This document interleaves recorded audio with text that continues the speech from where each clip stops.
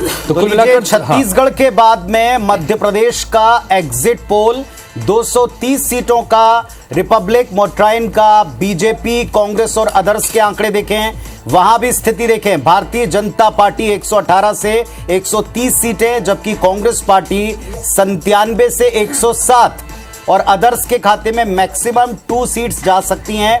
यह रिपब्लिक मोट्राइन का सर्वे है।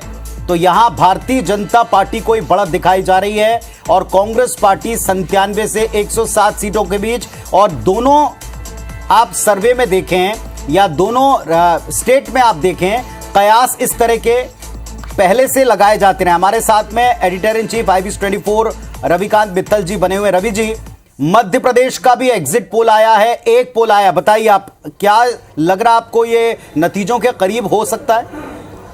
देखो पुनीत, ये एग्जिट पोल है और अभी मतलब मैं किसी और भी चैनल पे देखा, अभी हम दिखाएंगे भी शायद जी जी, अलग अलग बहुत हैं। जो मेरी जब बात हो रही थी, जो दिल्ली में जो लोग हैं जो सर्वे भी कर रहे हैं, उन लोग के भी जब फ़ोन से बात हो रही थी तो इनका ये मानना था कि मध्य प्रदेश भी बहुत ही क्लोज टाइट फाइट है।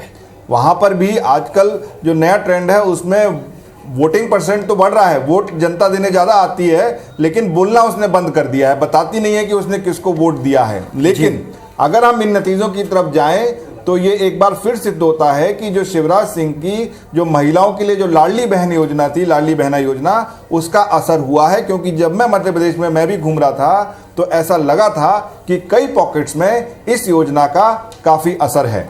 एक और जो आप रवि सर जो आप बता रहे थे, जन की बात का भी मध्य प्रदेश के संदर्भ में एग्जिट पोल आ गया। एक बार फुल स्क्रीन आप दर्शकों को दिखा रहे हैं, ये देखें आप, जन की बात, मध्य प्रदेश का एग्जिट पोल 230 सीटों का जन की बात के सर्वे के मुताबिक भारतीय जनता पार्टी 100 से 123 यानी मेजॉरिटी का 116 का आंकड़ा पार करते हुए।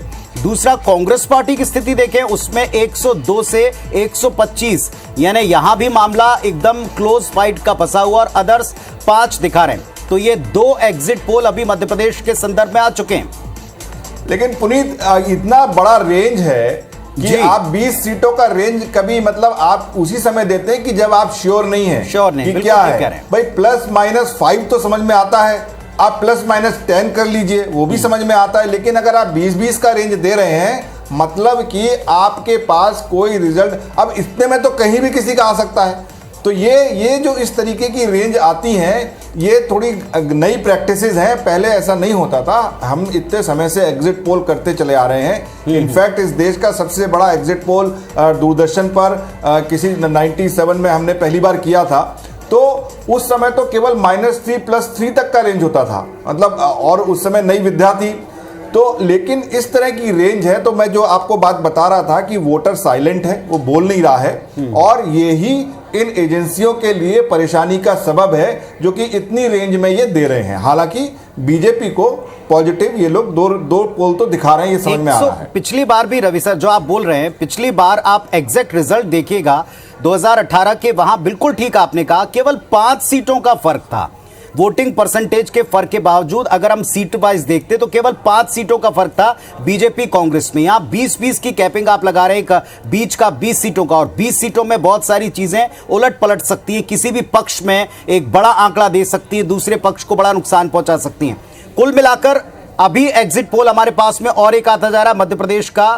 हितेश, अभी हम 2 एग्जिट पोल इंडिया टीवी का भी रिजल्ट आया, वो भी एक बार हम चाहेंगे कि फुल स्क्रीन हम दिखा सकें दर्शकों। इंडिया टीवी का जो है उसमें बीजेपी 103 से 116, यहां पर भी करीब 10 से 12 का जो कैप जिसका हम जिक्र कर रहे हैं वो है। और कांग्रेस पार्टी यहां पर थोड़ा सा एज में नजर आ रही है, 111 से 121 के बीच। तो कुल मिलाकर अब तक जो 3 सर्वे मध्य प्रदेश के अपने सामने रखे हैं, उसमें रिपब्लिक एक तरफा बीजेपी की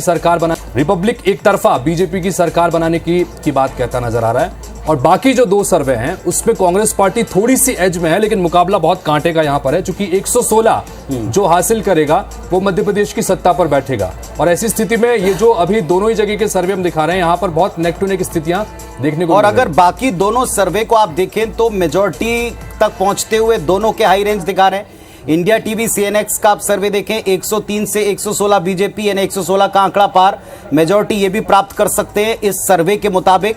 दूसरा, कांग्रेस पार्टी देखें 111 से 121, यहां भी मेजॉरिटी का आंकड़ा पार करते हुए दिखा रहे हैं। तो क्या रिजल्ट निकला, क्या आखिरकार जनता सोच रही है? बिल्कुल ठीक ऐसा लग रहा है जो मित्तल साहब कह रहे हैं, रवि जी कह रहे हैं कि अब की बार जनता पूरी तरह से खामोश है। रवि जी, एक सवाल है छोटा सा, जो सत्ता विरोधी लहर की बात बार बार की जा रही थी मध्य प्रदेश में भी और कांग्रेस को लेकर यहां छत्तीसगढ़ में भी, मध्य प्रदेश के संदर्भ में योजनाएं काम कर गई या वो लहर थी ही नहीं? नहीं, देखो पुनीत, ये बहुत बहुत महत्वपूर्ण सवाल है। ये चुनाव दोनों जगह, मध्य प्रदेश, छत्तीसगढ़, क्योंकि अपना चैनल इन दोनों जगहों पर अपनी धमक रखता है, जो हमने ये पाया कि इस बार कोई लहर नहीं थी, ना सत्ता विरोधी ना सत्ता के पक्ष में, लेकिन जो मुद्दे थे घोषणा पत्र के ऊपर चुनाव लड़ा गया है। और जब क्या कहते हैं कांग्रेस ने महिलाओं के लिए योजना शुरू की तो शिवराज ने बदले में ऑलरेडी उसको अनाउंस कर दिया और पैसे भी देने शुरू कर दिए, तो अब घर में रोज हर महीने पैसा आता, किसको बुरा लगता है?